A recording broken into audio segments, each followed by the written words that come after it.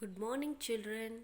Today we are going to start with chapter number 13, Motion and Time. What is motion? Motion is a change in the position of an object with time. There are different type of motion. A motion along a straight line. Here you can see a car is moving on a straight road. So the motion along a straight line. Then periodic motion, a motion of a pendulum. You can see this in a clock. And the circular motion. Circular motion is a motion of Earth around the sun. We know that Earth moves around the sun. So, if we are moving in a circle position, then it is called a circular motion. Now, what is speed? Speed means what? The distance covered by an object in a unit time is called the speed of the object. So, we measure the speed of the object when we are moving a cycle or when we are moving our scooter or a bike or a car. So, how to measure the speed? If a car covers a distance of 100 kilometers in 1 hour and a bus covers a distance of 50 kilometers in 1 hour, then the speed of a car is more than the speed of the bus, right? There is one car who covers a distance of 100 kilometers. And there is a bus that covers a distance of 50 km in the time 1 hour. Then of course the speed of a car is more than the speed of the bus. But since the speed of the most objects are not constant, the speed is an average speed. So first we will learn the formula of speed. What is the formula of the speed? The formula of the speed is equals to total distance covered upon time taken. So if you want to measure the speed, then speed is equals to what distance is covered upon the time what is taken. Now, uniform motion and non-uniform motion. If the speed of an object is constant, then it is called a uniform motion. If the speed remains the same, then we can say a uniform motion. And what is non-uniform motion? Non-uniform motion is the speed of an object keep changing. Then it is called a non-uniform motion.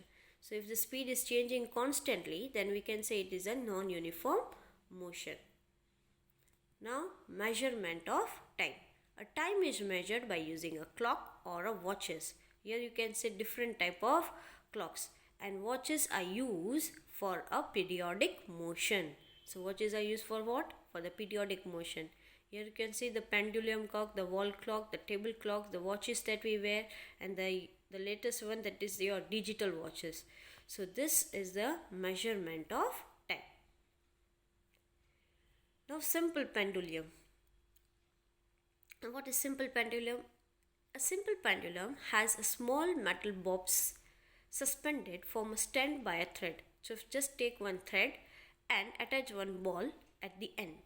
If the bob is taken on the one side and release, it moves to the one and fro. You can do at home also. Take one thread and put one eraser or one round ball at the end and just take in your hand and just move it. It will move to and fro. The to and fro motion of the simple pendulum is called a periodic motion or an oscillatory motion, right?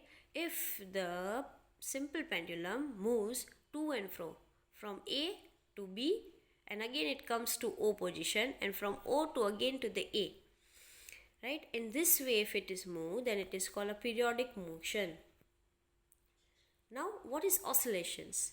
When a bob moves from a means of position of O to A and to B and then back to O, then it is called one oscillation. And when the bob moves from one extreme position A to the other extreme position B and back to A, then it is called one oscillation.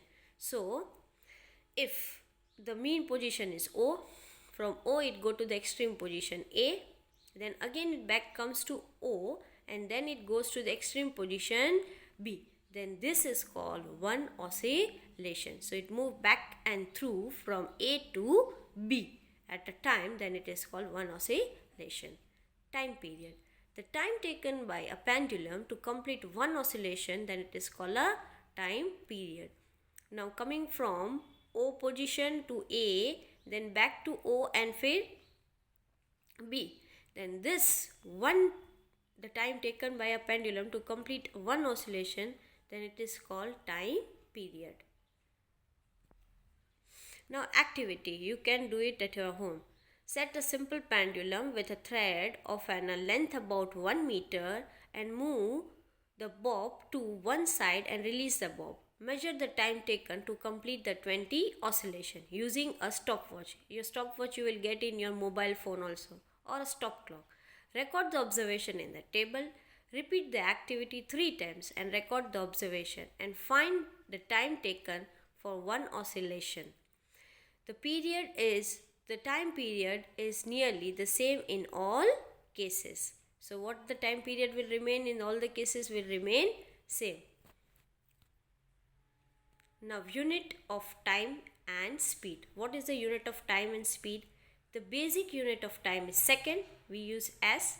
The larger unit of the time is a minute, and then hour, etc. The basic unit of a speed. How to measure the speed? The speed is in the meter per second. That is m/s. That is meter per second. And the larger unit of speed is kilometer per hour. If we want to say by what car is moving, then we said 50 kilometer per hour, or we can say 100 kilometer per hour. So the larger unit of a speed is kilometer per hour. The ancient time measuring device. How we used to measure the time when the clock was not invented. Some ancient time measuring device such are sundials, water clock, here you can see the photos, and the sand clock. So these are the photos of the sundials, water clock and sand clocks. Now you can see again the photos of this different type of clock that were used in the ancient time. Now measuring speed. So how we measure the speed? The speed of an object can be measured if we know the distance covered by the object and the time taken. If we want to measure the speed of any object, then it is simple. We must know what the distance it is covered and what the time is being taken. So if a car is covered a distance of 100 km in 2 hours, then what is the speed of a car? We already learned the formula of speed, and we know what is speed. Speed is equals to distance upon time. So what is the distance traveled? The distance traveled is 100 km, and what time has been taken? We know the time that is taken is 2 hours. So we just put in the formula. The formula is speed is equals to distance upon time. We know how much distance it covered, 100 km, and what time they have taken, 2 hours. So just divide it. 2 5s are 10 and 0 keep. So it will be 50 km per hour. If we know the speed of a car and the time, we can find the distance covered by it. So what is distance? Distance is speed in time. What was the speed of the car? The car speed was 50 km per hour. And what was time? The time was 2 hours. So just the formula of distance is equals to speed into time. So 50 multiplied by 2, we get 100 km. If we know the distance covered by the car and the speed, then we can find the time taken. So how to find how much time is taken? So again we learn our next formula, that is time. Time is equals to distance upon speed. We already find the speed, we already find the distance. Now we need to find how much hour is been taken. So how we will do? Just take the distance travel is 100 km and the speed is 50 km per hour. So just divide it, 0 will cut, 5 2s are 10. So it will be 2 hours. So in this way we can measure the speed, the distance and the time. Children, please learn these formulas because in this we need to do the sums. And the sums have been solved according to this formula only. So these formulas are important. So please note down in your notebook. Now what is speedometer and what is odometer? A speedometer is a device which measures the speed of a vehicle in kilometer per hour.